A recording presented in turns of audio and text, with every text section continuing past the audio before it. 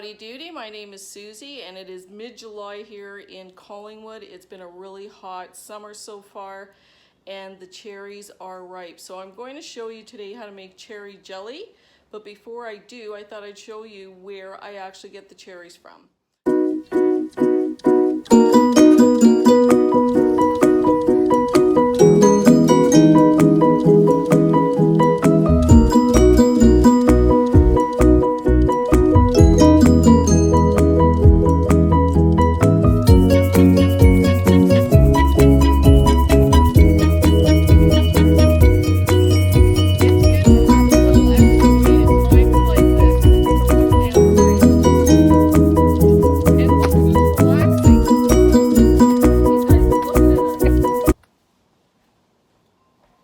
So I am back from picking cherries and I'm so pleased with the cherries that I was able to pick. They are full, they are ripe. If you can see the color, it's just magnificent. So I've got these, which are the sour cherries, and these, which are like the Bing cherries, and they're the dark purple cherries. They're very sweet and very ripe. They almost taste like port wine. But I'm going to be making the jelly out of these ones that are a little bit tart, which add a nice flavor to the already sweetened jelly. So let's get started and wash this fruit. You just want nice cold water. I use 2 bowls. And I want to contain the cherries in a smaller area because I don't want to wash away all the natural juices that are in the cherry. But this bowl method is easy. All you have to do is just swoosh them around. All the debris comes to the surface. And then you can just discard it into the separate bowl. So the fruit is washed and I'm ready to start with the recipe. Now because I am making a jelly, I am only using fruit juice. I'm not using the whole fruit. Meaning that I need to take the cherries that I've collected and turn them into a juice. And in order to render 4 cups, which is what I need for this recipe, I'm going to need to have 10 cups of whole cherries with the pits and 1 cup of water. Then I'm going to bring it to a boil and I'm just going to cook it with the lid on over medium heat for about 10 minutes. And I really just want to make the fruit tender enough that I can mash it with a potato masher. So you go ahead and mash your fruit and you try and break up the fruit as much as you can so you can render as much of the liquid as possible. You're going to strain it over a bowl lined with a sieve and some cheesecloth, and you're going to squeeze out as much fruit juice as you can.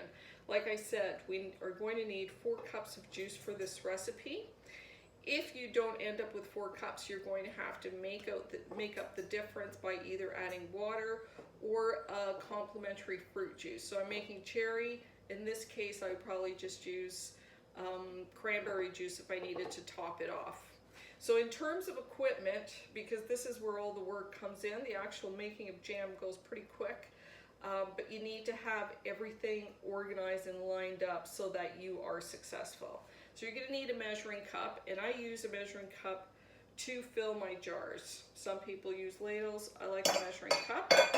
You're going to need a pot with boiling water for your lids, to sterilize your lids, to sterilize a pair of tongs, to sterilize your jam funnel, a wooden spoon to stir, and a couple of measuring cups. So pre-measure your ingredients. Now the ingredients that we're going to need in order to make this are as follows. You're going to need no sugar pectin, and I use Bernadine's. You don't have to use any sugar at all if you don't want to. If your juice is sweet enough, all you need is the pectin to make your jelly. I am going to be actually using, with this recipe, you can add some sugar for sweetness. If you're using regular sugar, then you can use up to 3 cups. If you are using a sweetener alternative, you can use up to 1.5 cups. And if you're using honey, up to, I think it's up to 3/4 of a cup. So regardless of how you sweeten it, for my purposes today, I'm using an alternative sweetener because I'm trying to make this diabetic friendly. And I'm going to use 1/2 cup because my juice is pretty sweet. We also are going to need our canning jars, and our jars, I have 250 ml, which are the smaller half pints. And what I've done is I've washed the jars with soapy water, and I'm going to put them in the oven at 225 degrees for 20 minutes. This is going to sterilize my jars, and I won't have to process them in water. So I'm going to go ahead and put this in the oven right now.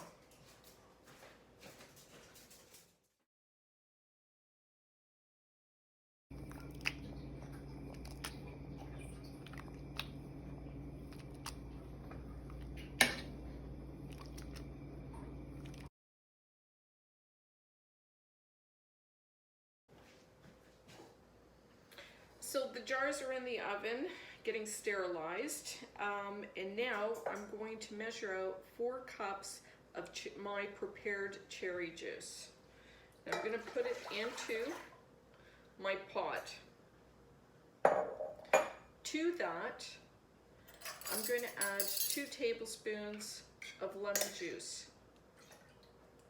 Now the lemon juice is more for flavor than anything else, because I do want that contrast between the sour and the sweetness of the cherry.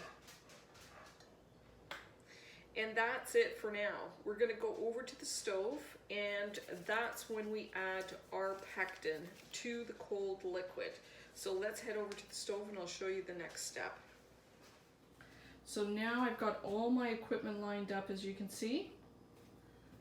My lids have boiled.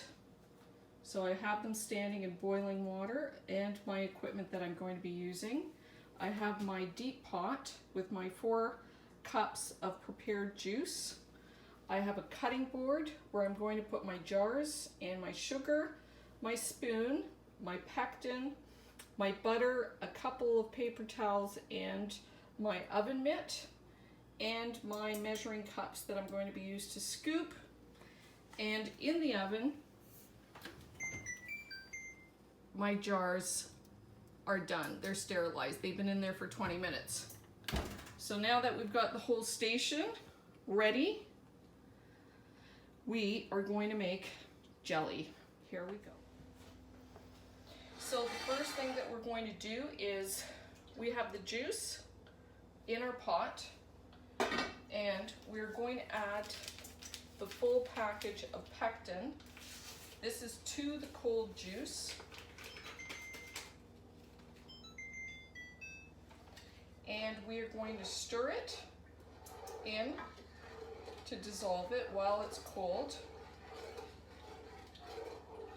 And this dissolves pretty quickly. And then we're going to turn the stove on just a little bit over medium. And now we're going to stir this until we get a rolling boil.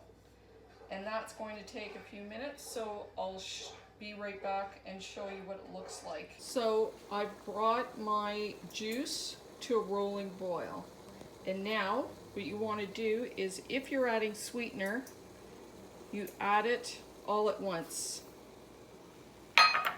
and stir it. And now I'm going to turn my timer on for 1 minute.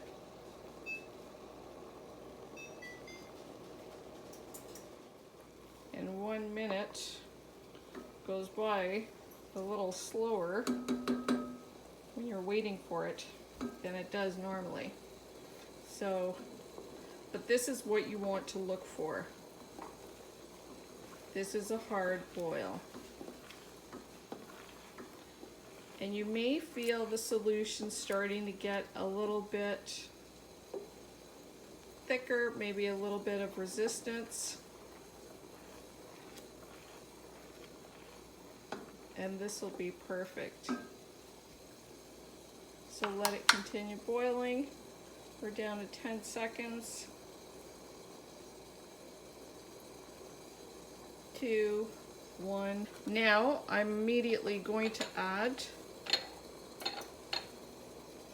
a pat of butter, and that just helps to reduce the foam.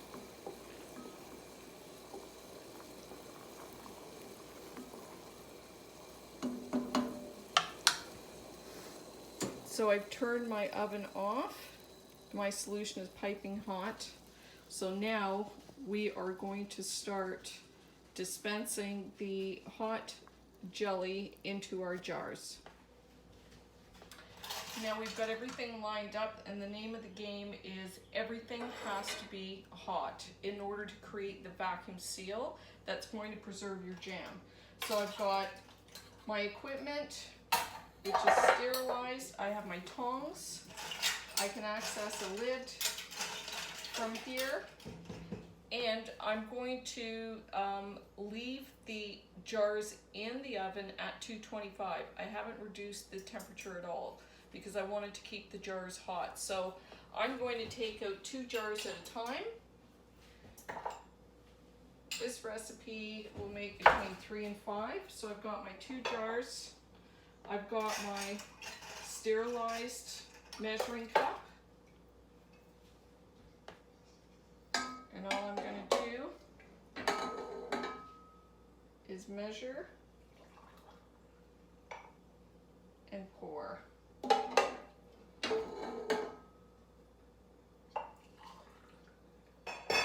So I'll show you here. Here are 2 jars, and they're almost filled to the top.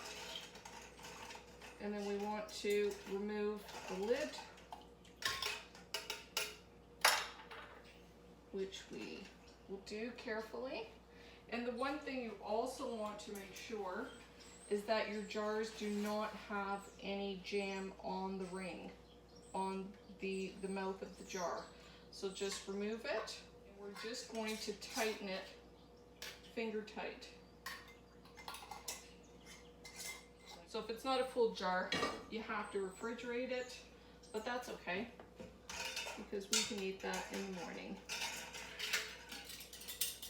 So I'm going to find my ring. This is almost like going fishing. Not that easy to catch these little guys.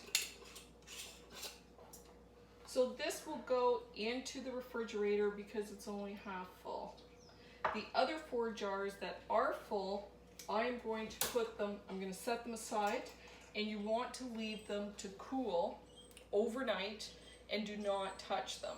And throughout the evening, if you start hearing some pops, it'll be the lids that are actually becoming, the suction is pulling in the lid, which creates the little pop, and then they become indented on the top, and that's how you know that you have a perfect seal. So I hope that you enjoyed this recipe, and I'll come back to show you the consistency tomorrow morning. All right, good night for now. So it's been 24 hours and we have achieved success.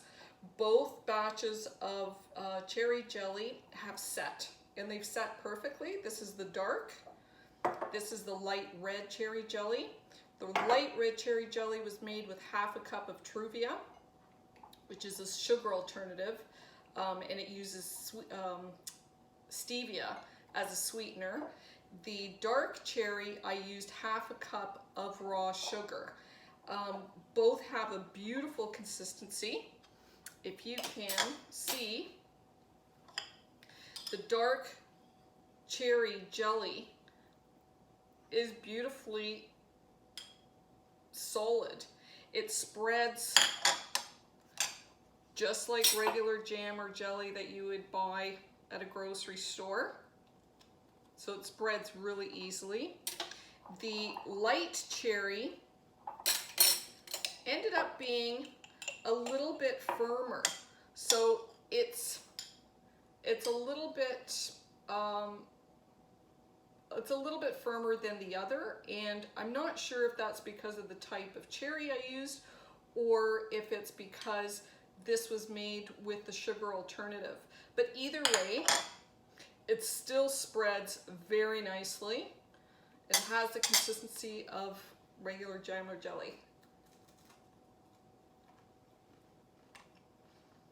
It's very good. There's some tartness to it, but you taste the fruit. Let's try this one.